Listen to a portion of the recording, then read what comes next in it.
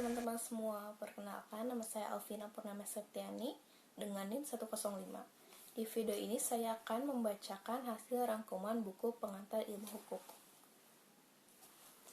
Pada bagian 1, pengertian tentang pengantar ilmu hukum. Bab 1, pengertian tentang pengantar hukum. Yang A, pengertian dari segi pengantar. Mengantar yang berasal dari kata pengantar berarti membawa ke tempat yang dituju. Bertitik tolak dari kata pengantar inilah, maka pengantar ilmu hukum merupakan mata pelajaran dasar yang tidak boleh ditinggalkan oleh mereka yang ingin mempelajari masalah dan cabang-cabang ilmu hukum. Yang B, pengertian ilmu hukum menurut beberapa pakar hukum. Yang pertama, Cross memberikan definisi bahwa ilmu hukum adalah segala pengetahuan hukum yang mempelajari hukum dalam segala bentuk dan manifestasinya. Yang kedua, Curzon berpendapat bahwa ilmu hukum adalah suatu ilmu pengetahuan yang mencakup dan membicarakan segala hal yang berhubungan dengan hukum. Yang C, cabang-cabang ilmu hukum yang termasuk ilmu hukum. Beberapa penulis memberikan pandangan-pandangan yang berbeda-beda mengenai bagian-bagian dari ilmu hukum. Antara lain sebagai berikut. Pertama, J. van Apeldoorn berpendapat bagian ilmu hukum terdiri dari sosiologi hukum, sejarah hukum, dan perbandingan hukum. Yang kedua, W.L.G. Lemaire berpendapat bahwa bagian dari ilmu hukum terdiri atas ilmu hukum positif, sosiologi hukum, perbandingan hukum, dan sejarah hukum. Yang ketiga, Profesor Leeuwenhoek, S.H. berpendapat bagian ilmu hukum terdiri dari ilmu hukum positif, sosiologi hukum, sejarah hukum, perbandingan hukum, dan ilmu hukum dogmatik atau ilmu hukum sistematis. D. Pendapat para pakar hukum.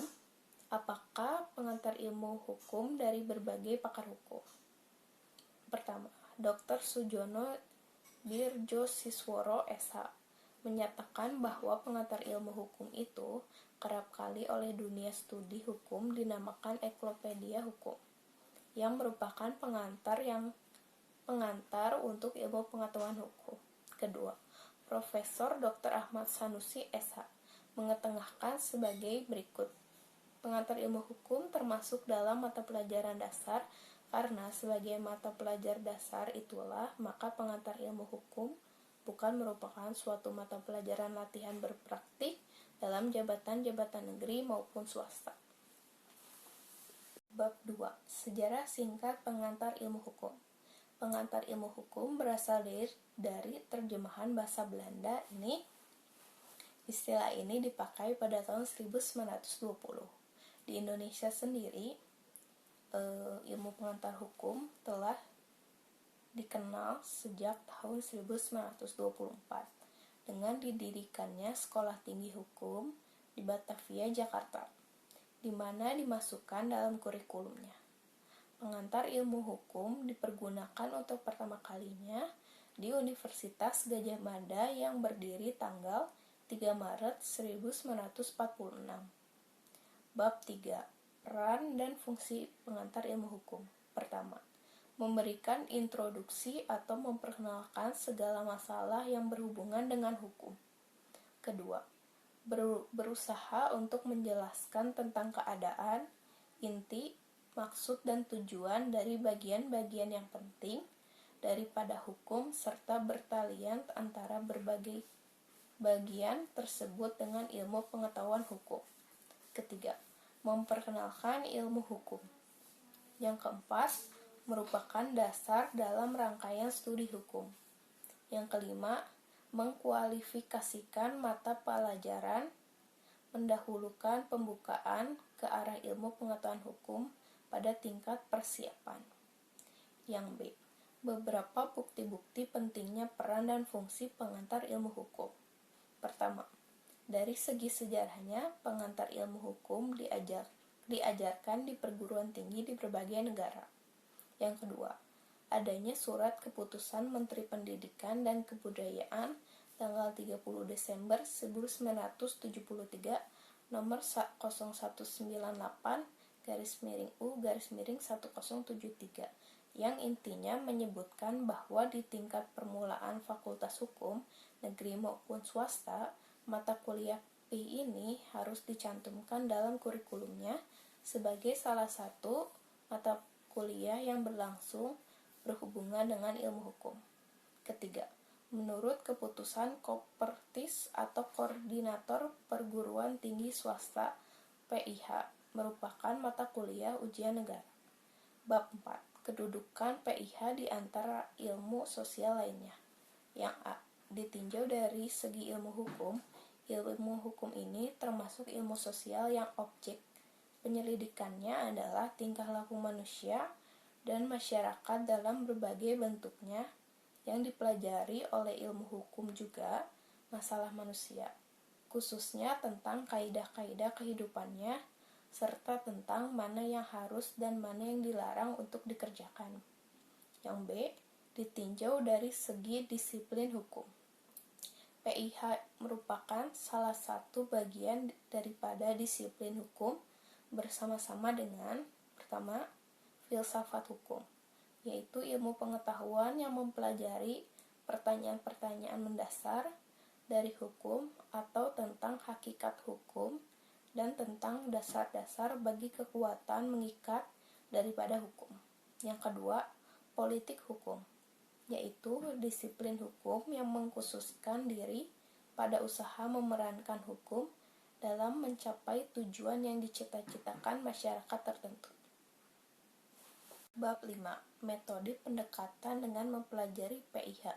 Pertama, sebagai sarana pengenalan, maka PIH menunjukkan ilmu hukum secara keseluruhan, untuk kemudian apabila telah dikuasai dan dilanjutkan dengan mempelajari cabang-cabang hukum. Kedua, PIH mempelajari hukum dari segi ilmiahnya secara sentral dan universal. Dikatakan universal karena pandangannya adalah kepada hukum yang berlaku kapan saja dan di mana saja, tidak dibatasi dengan negara. Bab 6. Persyaratan sebagai dosen PIH. Profesor Dr. Ahmad Sanusi SH dalam bukunya PIH dan PTNI memberikan penjelasan bagi seorang dosen PIH harus memenuhi syarat-syarat tersendiri. Antara lain ialah, pertama, harus menguasai bahan-bahan, baik bahan-bahan yang menjadi keseluruhan pembahasan mata pelajaran PIH maupun pengetahuan lain yang mendukung PIH. Kedua, memahami syarat-syarat pedagogisis. Ketiga, mempunyai kemampuan untuk menarik serta membangkitkan semangat mahasiswa. Keempat, mampu dan berani mempopularisasikan secara acara kuliahnya. Kelima, memberikan petunjuk kepada mahasiswa agar para mahasiswa untuk selanjutnya dapat sendiri menurut caranya sendiri.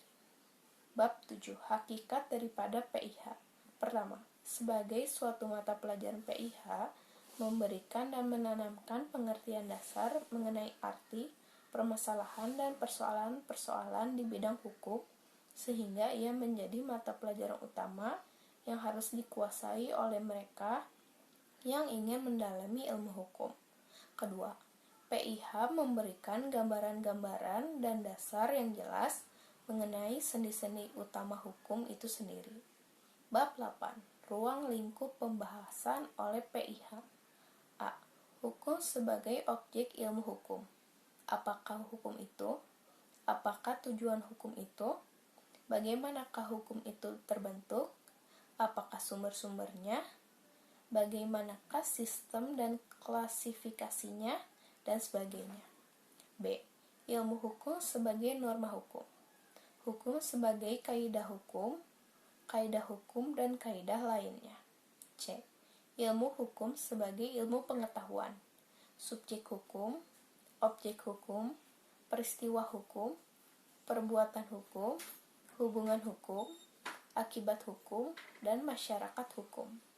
Yang D. Ilmu hukum sebagai ilmu kenyataan. Antropologi hukum, sosiologi hukum, sejarah hukum, psikologi hukum, dan perbandingan hukum. Yang 2. Hukum sebagai objek ilmu hukum. Bab 9. Pengertian tentang hukum. A. Arti hukum dari segi etimologi. Pertama, hukum. Kata hukum berasal dari bahasa Arab dan merupakan bentuk tunggal. Kata jamaknya adalah al-qas, yang selanjutnya diambil alih dalam bahasa Indonesia menjadi hukum. Di dalam pengertian hukum terkandung pengertian bertalian erat dengan pengertian yang dapat melakukan paksaan. Kedua, rej.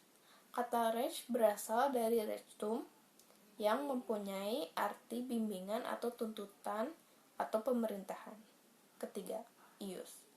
Kata ius berarti hukum, berasal dari bahasa Latin iubere, artinya mengatur atau memerintah. Keempat, lex. Kata lex berasal dari bahasa Latin dan berasal dari kata lecere. Lecere artinya mengumpulkan, ialah mengumpulkan orang-orang untuk diberi perintah.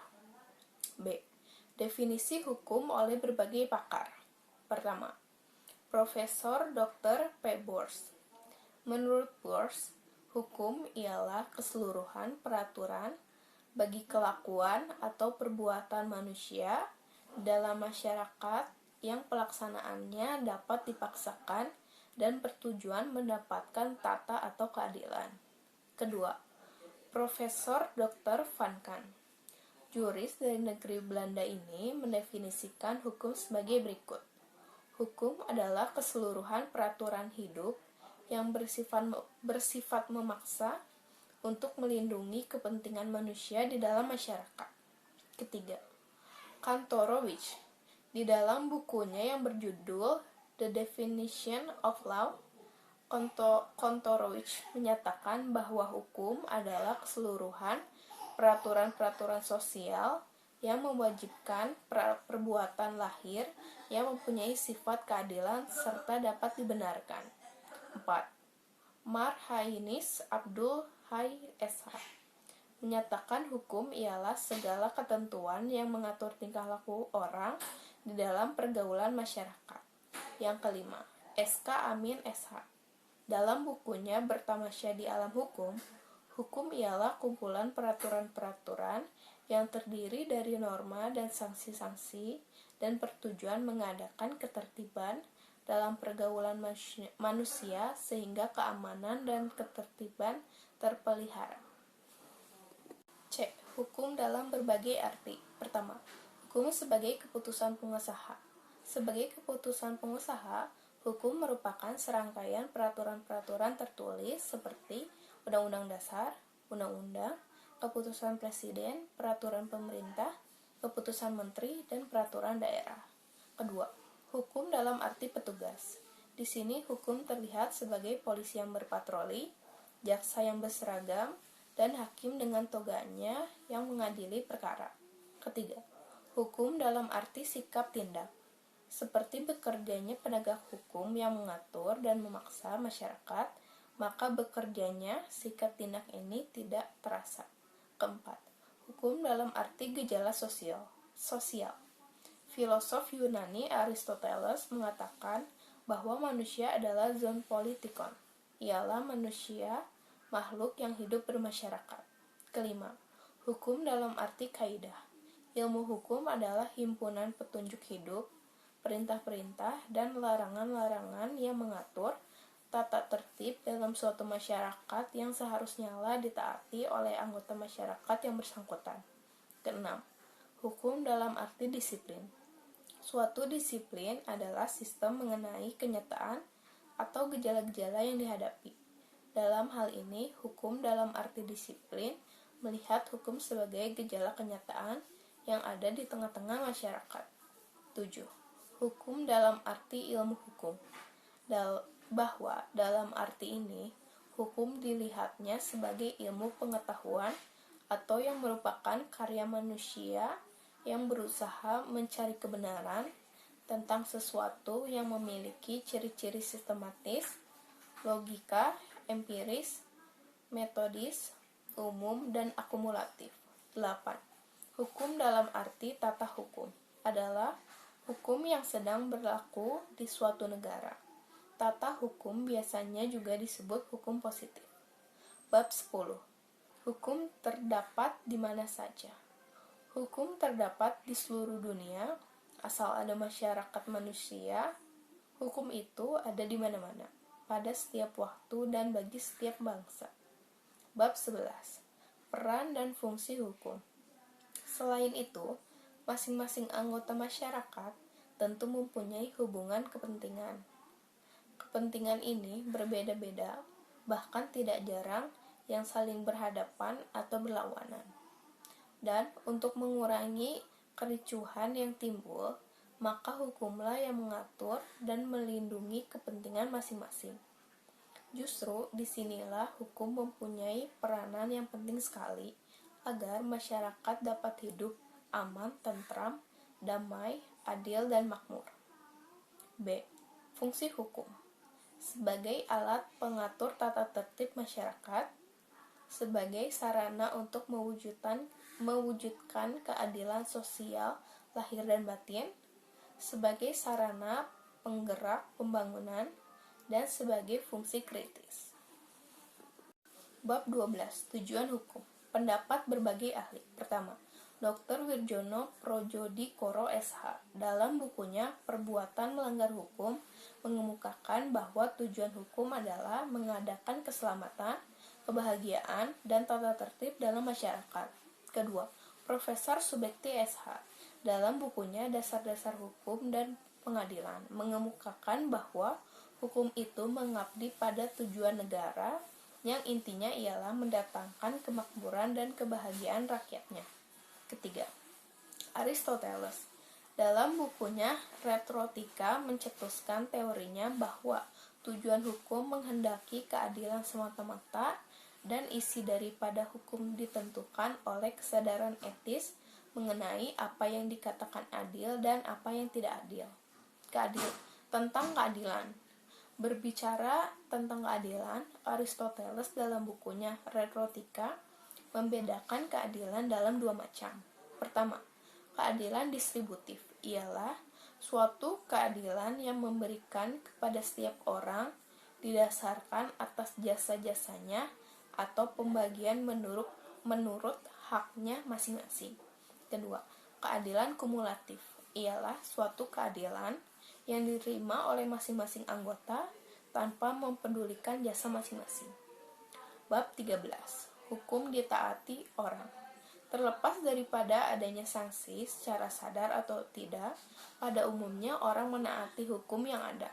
Pertama, menurut Utrecht, orang menaati hukum karena bermacam-macam sebab. Pertama, karena orang merasa bahwa peraturan-peraturan itu dirasakan sebagai hukum.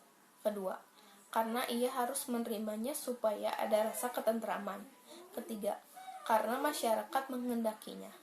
Dan yang terakhir, karena adanya paksaan sosial. Kedua, hukum ditaati orang karena hukum itu bersifat memaksa. Bab 14. Kodifikasi dan perkembangan hukum. Apakah kodifikasi itu? Kodifikasi hukum adalah pembukuan hukum dalam suatu himpunan undang-undang dalam materi yang sama. Tujuan kodifikasi hukum adalah agar didapat suatu kesatuan hukum dan suatu kepastian hukum. Bab 15. Aliran-aliran hukum. Di dalam praktik, 3 aliran hukum yaitu aliran-aliran tersebut mempunyai pengaruh sesuai dengan zamannya serta mewarnai praktik peradilan dari masa ke masa dan sudah barang tentu berpengaruh pula pada penyusunan undang-undang. 16. Terbentuknya hukum. Pembentukan hukum di Indonesia dengan versi yang lebih khas, hukum di Indonesia tumbuh dari kebiasaan dalam masyarakat yang dikenal sebagai hukum adat. Namun, hukum ini terbatas pada hukum perdata, khususnya bagi golongan masyarakat negara asli. Bab 17. Penafsiran hukum. Penafsiran atau interpretasi peraturan undang-undang ialah mencari dan menetapkan pengertian atas dalil-dalil yang tercantum dalam undang-undang sesuai dengan yang dikehendaki serta yang dimaksud oleh membuat undang-undang. Macam-macam metode penafsiran. Pertama, tata bahasa dan arti kata-kata istilah. Kedua, sejarah yang meliputi penafsiran sejarah hukum dan penafsiran sejarah pembuatan undang-undang. Ketiga, sistem dengan peraturan atau undang-undang yang bersangkutan. Keempat, keadaan masyarakat. Kelima, otentik. Dan yang terakhir, perbandingan. Bab 18, pengisian kekosongan hukum. Dalam undang-undang oleh hakim baru dapat diterima dalam bagian kedua abad 19. Scholten berpendapat bahwa hukum itu merupakan suatu sistem terbuka. Bab 19, sumber-sumber hukum. Arti tentang sumber hukum. Sumber hukum adalah segala sesuatu yang menimbulkan aturan-aturan yang mengikat dan memaksa sehingga apabila aturan-aturan itu dilanggar akan menimbulkan sanksi yang tegas dan nyata bagi pelanggarnya. Algra membagi sumber hukum dalam pertama, sumber hukum material. Ini merupakan faktor yang membuat pembentukan hukum. Dan sumber hukum formil merupakan tempat atau sumber dari mana suatu peraturan memperoleh kekuatan hukum. Undang-undang. Undang-undang adalah suatu peraturan negara yang mempunyai kekuatan hukum yang mengikat, diadakan, dan dipelihara oleh pengusaha negara. Bab 12, penggolongan dan klasifikasi hukum.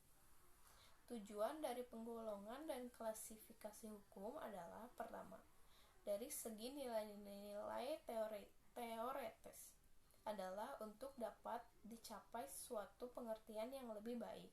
Kedua, dari segi praktis supaya lebih mudah dalam menemukan dan menerapkan hukum yang ada. Bagian 3, ilmu hukum sebagai ilmu kaidah. Bab 21, kaidah hukum dan kaidah sosial. A. Kaidah sosial yang mengatur tingkah laku manusia di dalam masyarakat ada bermacam-macam. Yang secara berurutan adalah pertama, kaidah susila adalah kaidah yang paling tua dan paling asli. Juga terdapat di dalam sanubari manusia sendiri karena manusia makhluk bermoral tanpa melihat kebangsaan atau masyarakat. Kedua, kaidah kesopanan. Norma kesopanan adalah ketentuan-ketentuan hidup yang timbul dari pergaulan dalam masyarakat. Ketiga, kaidah agama atau kaidah kepercayaan. Norma agama berpangkal pada kepercayaan pada Tuhan Yang Maha Esa. Keempat, kaidah hukum. Norma hukum yang mempunyai sifat memaksa untuk melindungi kepentingan manusia dalam pergaulan hidupnya di masyarakat. Yang B, penggolongan hukum. Profesor Dr. Sudikno Mertokusumo menggolongkan keempat kaidah atau norma tersebut dalam dua golongan, ialah A. Tata kaidah dengan aspek pribadi yang termasuk kelompok ini adalah kaidah agama atau kepercayaan dan kaidah kesusilaan. B. Tata kaidah dengan aspek kehidupan antar pribadi yang termasuk di dalamnya adalah kaidah kesopanan dan kaidah hukum. Bagian 4, ilmu hukum sebagai ilmu pengertian. Bab 22, subjek hukum. Beberapa pengertian sumber hukum. Pertama, sumber hukum adalah sesuatu yang menurut hukum berhak atau berwenang untuk melakukan perbuatan hukum atau siapa yang mempunyai hak dan cakap untuk bertindak dalam hukum. Kedua, subjek hukum adalah suatu pendukung hak yang menurut hukum berwenang atau berkuasa bertindak menjadi pendukung hak. Ketiga, subjek hukum adalah segala sesuatu yang menurut hukum mempunyai hak dan kewajiban. Bab 23, objek hukum. Objek hukum adalah segala sesuatu yang berguna bagi subjek hukum, manusia atau badan hukum, dan yang dapat menjadi pokok permasalahan dan kepentingan bagi para subjek hukum. Oleh karenanya dapat disesuaikan oleh subjek hukum. Bab 24. Peristiwa hukum. Menurut Van Apeldoorn, peristiwa hukum adalah peristiwa yang berdasarkan hukum, menimbulkan atau menghapus hak. Menurut Belfort, peristiwa hukum adalah peristiwa sosial yang tidak secara otomatis dapat merupakan atau menimbulkan hukum. Suatu peristiwa dapat dikatakan peristiwa hukum apabila peristiwa itu oleh peraturan hukum dijadikan peristiwa hukum. Bab 25.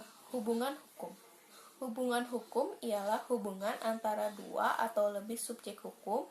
Dalam hubungan hukum ini, hak dan kewajiban pihak yang satu berhadapan dengan hak dan kewajiban pihak yang lain. Bab 26. Hak.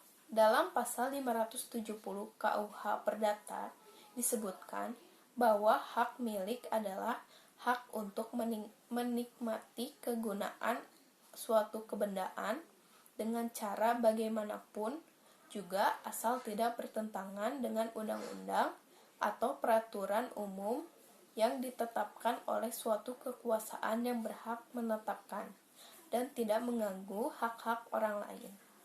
Macam-macam hak. Pertama, hak mutlak ialah setiap kekuasaan mutlak yang oleh hukum diberikan kepada subjek hukum untuk berbuat sesuatu atau bertindak akan memperhatikan kepentingannya. Kedua, hak relatif ialah setiap kekuasaan atau kewenangan yang oleh hukum diberikan kepada subjek lain atau tertentu supaya ia berbuat sesuatu, tidak berbuat sesuatu atau memberi sesuatu. Bab 27. Perbuatan hukum. Bukan perbuatan hukum dan akibat hukum. Pertama, pengertian perbuatan hukum adalah setiap perbuatan manusia yang dilakukan dengan sengaja untuk menimbulkan hak dan kewajiban. Kedua, bukan perbuatan hukum. Pernyataan kehendak menjadi suatu batasan untuk adanya atau terjadinya perbuatan hukum. Yang ketiga, akibat hukum ialah akibat suatu tindakan yang dilakukan untuk memperoleh suatu akibat yang dikehendaki oleh pelaku dan yang diatur oleh hukum. Bab 28. Masyarakat hukum. Aristoteles mengatakan bahwa masyarakat adalah zoon politikon, yaitu bahwa manusia sebagai makhluk sosial selalu berusaha untuk hidup berkelompok, bermasyarakat. Masyarakat hukum adalah sekelompok orang yang hidup dalam suatu wilayah tertentu, di mana di dalam kelompok tersebut berlaku suatu rangkaian peraturan yang menjadi tingkah laku bagi kelompok dalam pergaulan hidup mereka. Bagian 5. Ilmu hukum sebagai ilmu kenyataan. Bab 29. Antropologi hukum adalah suatu cabang ilmu pengetahuan yang mempelajari pola-pola sengketa dan penyelesaiannya pada masyarakat sederhana maupun masyarakat yang sedang mengalami proses perkembangan dan pembangunan. Bab 30. Sosiologi hukum adalah suatu cabang ilmu pengetahuan yang secara empiris dan analitis mempelajari hubungan timbal balik antara hukum sebagai gejala sosial dan gejala-gejala sosial lainnya. Bab 31. Psikologi hukum adalah suatu cabang pengetahuan yang mempelajari hukum sebagai suatu perwujudan dari perkembangan jiwa manusia. Bab 32. Sejarah hukum adalah salah satu bidang studi hukum yang mempelajari perkembangan dan asal-usul sistem hukum dalam suatu masyarakat tertentu dan memperbandingkan antara hukum yang berbeda karena dibatasi oleh perbedaan waktu. Bab 33. Perbandingan hukum adalah ilmu pengetahuan yang usianya relatif muda. Perbandingan hukum baru berkembang secara nyata pada akhir abad 20. Lebih-lebih sekarang, di mana negara-negara di dunia mempunyai saling ketergantungan dan saling membutuhkan hubungan yang erat. Sekian rangkuman dari saya. Terima kasih.